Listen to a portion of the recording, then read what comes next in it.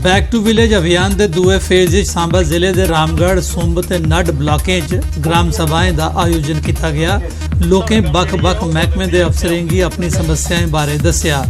ग्राम सभाएं च महिला ते बुजुर्ग भी बड़ी गिनतरी च मौजूद है। लोकें बैक टू विलेज प्रोग्राम की सराहना की। बड़ी चढ़िए लोग आ रहे हैं। कोई मैं देखा कि मैक्सिमम ग्राम की लेडीज़ जेंट्स बुजुर्ग और अपने अपने बड़े कि हर एक चाहता है कि मेरी गल सुनी जाए। मोस्टली जो कोई छोटे मोटे इशू लोगों के जोड़े ऑन स्पॉट एड्रैस हो सकते हैं वो ऑन स्पॉट एड्रैस किया। ये सारे अफसर इतने आए थे और इन्हें सारिया प्रॉब्लम सुनिया जिन्हें बिजली की प्रॉब्लम, पानी की प्रॉब्लम, सड़कें ने हर बारे असें कई प्रॉब्लम ऐसी जी मौके पर सारे ठीक करियो। पुंछ जिले की हवेली तहसील के ग्रां लोअर मंगनाड़ बैक टू विलेज अभियान के दूए फेज ग्राम सभा लाई गई। इस मती गिनतरी च ग्रां के लोकें पैंचें ते सरपंचें आला अफसरें की अपनी समस्याएं बारे दस्या। आला अफसरें ग्रां की समस्याएं गी गवर्नर हुंदे तोड़ी पहुंचाने का भरोसा दवाया। बैक टू विलेज प्रोग्राम का जो साढ़े ऑनरेबल गवर्नर साहब ने ये स्कीम चलाई है, इसमें नाल साढ़े लोगों की बड़ा फायदा है। देखो उधमपुर जिले च भी बैक टू विलेज प्रोग्राम की धुम है। लोग बड़ी चढ़िए ये हिस्सा लै करते हैं। इस सिलसिले च गवर्नमेंट हाई स्कूल लंगा घोरड़ी खास वैस्ट पंचायत च एक कार्यक्रम आयोजित होया। नोडल अफसर पुरुषोत्तम जोशी और अपनी टीम कन्नै कार्यक्रम में पुजे ते लोकें दी लोड़ें ते थोड़ें बारे जानकारी हासिल की। ये बड़ा फायदेमंद है। गवर्नर साहब ने ये का बैक टू विलेज प्रोग्राम शुरू किया। ये साढ़े ग्रां के लोगों की बड़ा ज़्यादा फायदा है। तो ये गल्ला जेह्कियां अस अपनी समस्या रखने उंदे अग्गें तो अग्गें चाहिए देंगन। घोरड़ी खास बेस्ट पंचायत है साढ़े ब्लाक की।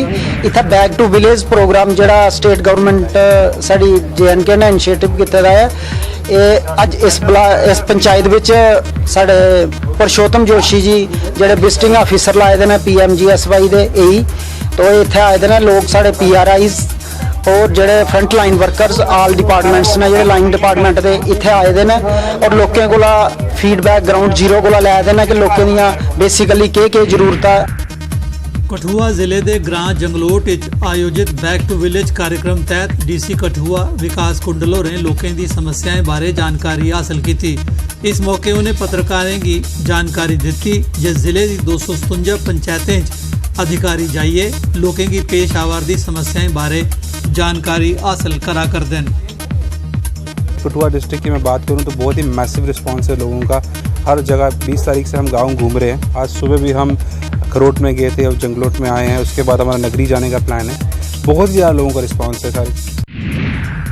रोमियो फोर्स हैडक्वार्टर पलमा रजौरी ने नौजवानों वास्ते एक जिमनेजियम सेंटर खोलिया है। नौजवान इत्थे आइए कसरत ते वर्जिश करते हैं ते तंदुरुस्त रहिंदे हैं। इस सेंटर च आने वाले नौजवानों का गलाना है जो फौज च भर्ती होने वास्ते भी ये सेंटर मददगार साबित हो।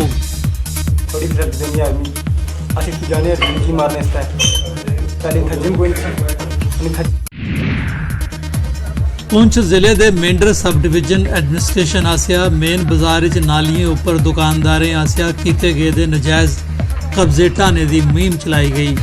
दुकानदारें नालियां उपर पक्की पुलियां ते जंगले बनाए दे।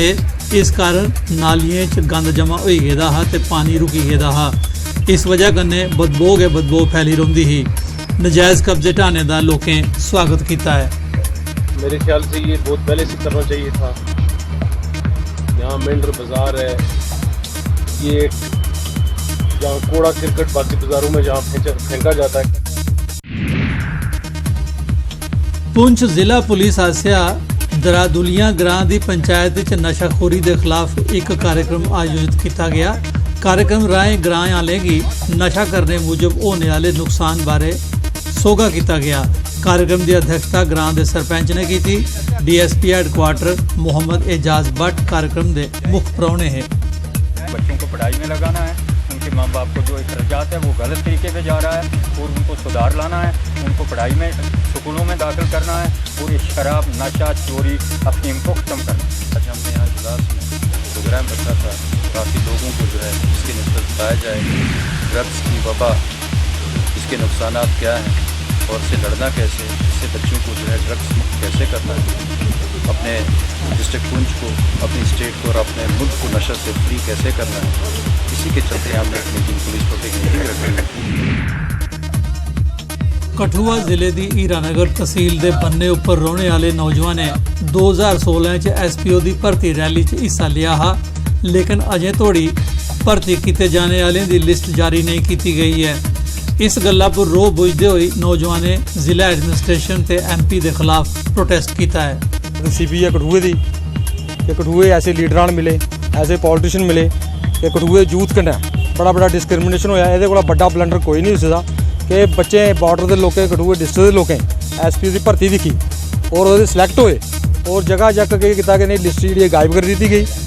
और वो बाद इन्हें 4 साल होए अज भड़कते जगह जगह भड़कते। एडवाइजर साहब को गए अस ले जाने, एडवाइजर कमिश्नर साहब को गए, डी साहब को 10-20 बारी हुई, एसपी साहब को हुई कि री एडवरटाइजमेंट मुड़ी करने और मुड़िए जी है भर्ती कराने आए। चलो मुड़िए री एडवरटाइज करो, लेकिन अज तक ना वो नोटिस निकल सकिया ना इनकी फाइल लभी सकी। असीं ये चाहते हैं कि जल्दी को जल्दी लिस्ट कड्ढन।